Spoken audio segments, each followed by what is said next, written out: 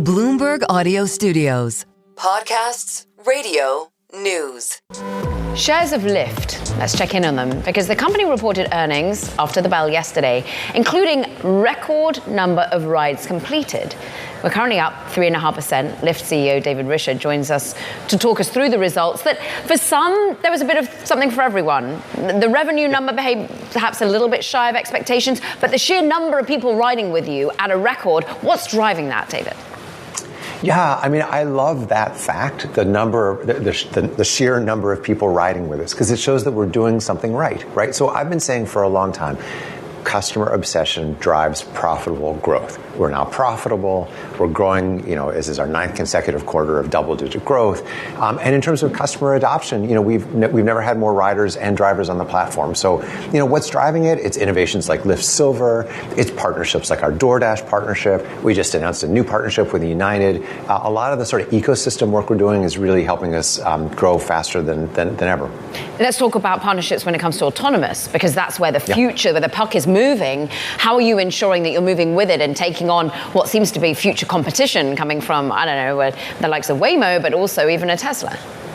Yeah, you know what? I don't think of it as future competition. I mean, of course, there'll be competitive skirmishes, but big picture, as self-driving cars come onto our platform, it's going to expand the marketplace. And we can see that already. Even in the cities where self-driving cars are operating in the U.S. right now, we're seeing something like 5x the growth of cities where they're not operating. So, because why? They're safe, they're interesting, they're they're novel, they're reliable.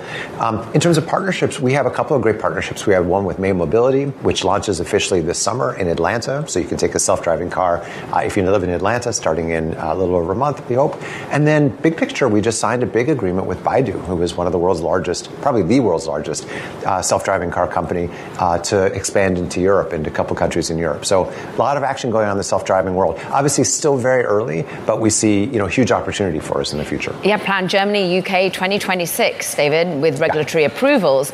But speak to that international growth that you've really brought to bear of late. How much is that a winning formula for revenue, for profitability?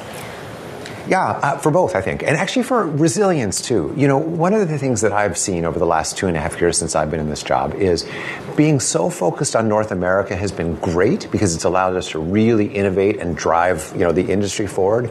But now that we're in a very strong position, we can afford to, and frankly, sort of our customers want us to be a more global company. So we just acquired a company called FreeNow in Europe. It's a taxi-focused aggregator. The taxis in Europe, of course, you know this well, are sort of a higher end product than people might think in the United States. And so it'll allow us to have a footprint across Europe. Then when we tie it back to your earlier question about self-driving, as self-driving comes to Europe, and Europe is a little bit behind the United States, the relationship that we now have with regulators and, of course, with millions of customers is really going to help us form a platform that we can build on to bring self-driving cars to the UK and Germany and hopefully beyond. Okay, so when you're leaning into some of these expansions more broadly, will there be more M&A to play here? You've already done it in Europe. I know you've got to integrate, but would you look further afield too?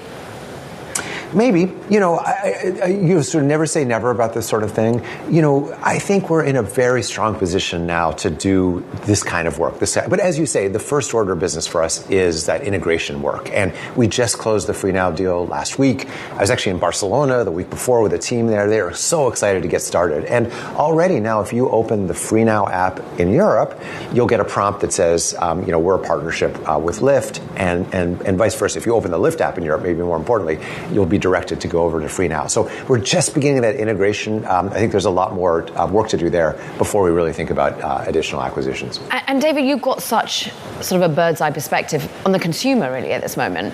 How resilient is that consumer, particularly here in the US, people trying to read the tea leaves? I understand, every single day people sort of look deep in the teacup and try to figure out what's going on.